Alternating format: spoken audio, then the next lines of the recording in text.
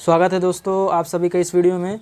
तो दोस्तों फाइनली 3 मई को यूपी SSC जेईई का एग्ज़ाम कंडक्ट हो चुका है और आयोग ने बहुत ही जल्दी से काम करते हुए, बहुत ही फास्ट तरीके से काम करते हुए 4 मई को यानी एक ही दिन बाद इसकी आंसर की भी रिलीज़ कर दी है। तो होपफुली दोस्तों आपने अपनी आंसर की चेक कर ली होगी और आपके कितने नंबर बन रहे हैं ये भी आपको मालूम हो गया होगा। देखिए, जो एग्ज़ाम देने के बाद जो सबसे इम्पॉर्टेंट मुद्दा होता है वो होता है कट ऑफ, कि कितने तक कट ऑफ जाएगा, क्या मेरा चांसेस है इसमें इस वैकेंसी में सिलेक्शन होने का कि नहीं। तो दोस्तों देखिए, इस वैकेंसी के बारे में मैं आपको एक 4 पॉइंट बताऊंगा जिसकी वजह से आपका इस 4 पॉइंट पर वो बहुत ही ज़्यादा इफ़ेक्ट करेगा आपका एक्सपेक्टेड कट ऑफ। देखिए, जो पहला पॉइंट है मेरा वो है डिप्लोमा वर्सेज डिग्री। जैसा कि दोस्त जानते ही हैं कि इस वाले वैकेंसी में डिप्लोमा वर्सेस डिग्री का कितना ज़्यादा आपका मामला हुआ है। फाइनली डिप्लोमा वाले के पक्ष में ये फैसला आया कि इस वैकेंसी के लिए सिर्फ़ और सिर्फ डिप्लोमा ही एलिजिबल हैं, यानी डिप्लोमा वाले ही आपका एग्ज़ाम दे सकते हैं। तो आप समझ लीजिए, सिर्फ़ और सिर्फ डिप्लोमा और डिग्री की वजह से आपका कट ऑफ पर इतना ज़्यादा इफ़ेक्ट पड़ेगा कि आप सोच भी नहीं सकते। अगर मान लीजिए किसी डिग्री वाले ने आपका एग्ज़ाम दे भी दिया है तो उसका फाइनल मेरिट में तो कुछ होने वाला नहीं है, क्योंकि वो जब जाएगा डॉक्यूमेंट वेरिफिकेशन में तो उसे वहीं से ही निकाल दिया जाएगा। ठीक है, तो डिप्लोमा वाले एस्पिरेंट के पास बहुत ही एक गोल्डन अपॉर्चुनिटी है कि अगर इसमें भी आप सिलेक्शन नहीं हुए तो आप समझ लीजिए बहुत ही अनलकी होंगे कि इस वाले वैकेंसी में भी आपने सिलेक्शन नहीं ले पाया। ये पहला पॉइंट डिप्लोमा वर्सेस डिग्री का, एलिजिबिलिटी का। तो दूसरी जो सबसे इम्पॉर्टेंट चीज़ है वो है अटेंडेंस की।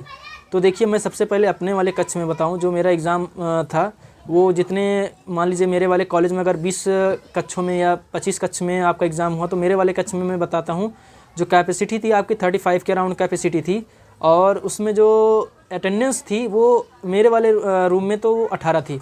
अराउंड 16 से 17 बच्चे आपके एब्सेंट थे।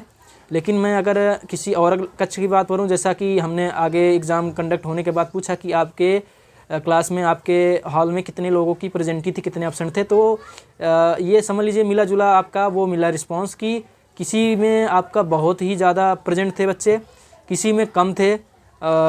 ये समझ लीजिए कि मोटा मोटा कि आपका अटेंडेंस जो है वो ठीक ठाक था। जैसे कि और एग्ज़ामों में अटेंडेंस जहाँ 40-50% के अराउंड ही रहती है, वहाँ पर ये बात नहीं थी 50-40% के अराउंड। यहाँ पर अराउंड आपका 70 to 80% अटेंडेंस थी, क्योंकि इतनी अच्छी हाई वैकेंसी है, नंबर ऑफ़ हाई वैकेंसी है।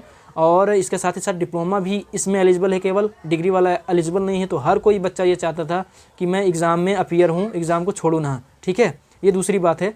तो अटेंडेंस समझ लीजिए कि आपकी अच्छी खासी ही है, क्योंकि मैंने भी देखा बहुत सारे एग्ज़ाम में, मैंने देखा कि अटेंडेंस जहाँ कम रहती है वहाँ पर इस बार ठीक ठाक बच्चे प्रेजेंट थे एग्ज़ाम के लिए। ठीक है, ये दूसरी बात हो गई। और तीसरी जो सबसे मोस्ट इम्पॉर्टेंट बात है वो है नंबर ऑफ़ वैकेंसी। दोस्तों देखिए, ये जो यूपी SSC जेईई का जो निकला 2024 में वैकेंसी, इससे पहले निकली थी 2018 में। तो जो 2018 में वैकेंसी निकली थी वो अराउंड आपका 1500 के करीब वैकेंसी थी। ठीक है, उसके कंपैरिजन में अगर आप देखेंगे तो इस वाली वैकेंसी में 3 गुना बच्चे हैं, मतलब 4612 4612 वैकेंसी है, जो उसके तीनों के भी ज़्यादा आपका है वैकेंसी। ठीक है, तो ये समझ लीजिए कि ये वैकेंसी भी, नंबर ऑफ़ वैकेंसी भी आपका एक अच्छा खासा रोल अटेम्प्ट करेगी आपका कट ऑफ कम करने में। ठीक है, तो समझ लीजिए भाई, ये एक बहुत ही गोल्डन अपॉर्चुनिटी है हम जैसे डिप्लोमा एस्पिरेंट के लिए कि एक जॉब पाने के लिए, वो भी लेवल 6 का। ठीक है, और जो चौथी बात है वो सबसे कम ही बोल सकते हैं कि वो है पेट का एलिजिबिलिटी, कि जिसने भी 2023 का पेट दिया था वही एलिजिबल हैं। लेकिन इसका बहुत ज़्यादा इफेक्ट पड़ेगा नहीं। क्यों? क्योंकि देखिए, अभी एग्ज़ाम से 1-2 दिन पहले ये बात सुनने में आई कि जो भी नॉन पेट वाले हैं उनको भी एलिजिबल कर दिया गया है। जो 170-174 या अराउंड 200 के करीब जो जितने भी बच्चे थे उनको भी एलिजिबल कर दिया गया है। अब किस बेसिस पे एलिजिबल किया गया है वो तो भाई अब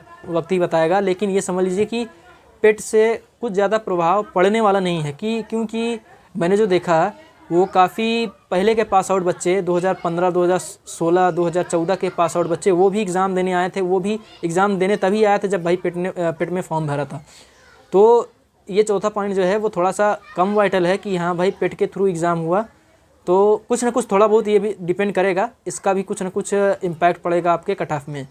तो दोस्तों देखिए, ये 4 पॉइंट जो मैंने आपको बताया ये आपका कट ऑफ को कम करने में बहुत ही इंपॉर्टेंट रोल अदा करेंगे। अगर देखिए, जहाँ तक मेरा चांस है, अगर मैं आपको एक्सपेक्टेड बताऊं कि एनीवन अबव 50 50 के ऊपर कोई भी स्कोर आपका एक डिसेंट स्कोर है। आपका ह्यूज चांसेस है कि कहीं ना कहीं आपका इस बार किस्मत टकरा जाएगी, आपको एक ना एक सीट मिल जाएगी।